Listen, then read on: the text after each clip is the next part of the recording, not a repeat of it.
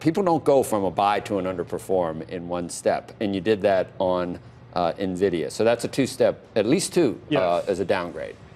Yeah, it took us some time to do that, but there was a few reasons why we downgraded to an underperform. One, about 54% of the revenue is coming from gaming.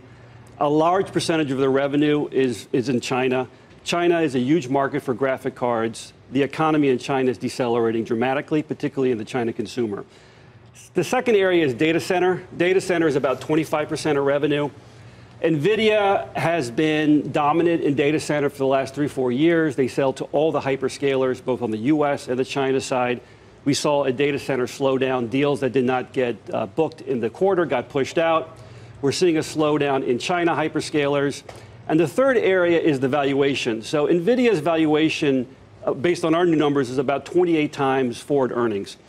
That's about a 40% premium to the semiconductor group. Even the highest company that's trading at 20 times earnings is trading 40% above that.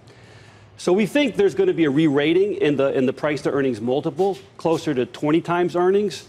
And on $5 of earnings next year, we get to maybe a stock of 100 or below. And so those are kind of the reasons why we downgraded to a sell as opposed to a hold. The gaming market was supposed to take up the baton from the crypto right. weakness or something, and why didn't it? Do they have competitors? Is AMD a force, or why did the gaming segment not pick up the slack? So it's not necessarily competitive. It's more about in demand. So the demand for graphic cards, particularly high-end graphics, has slowed down dramatically.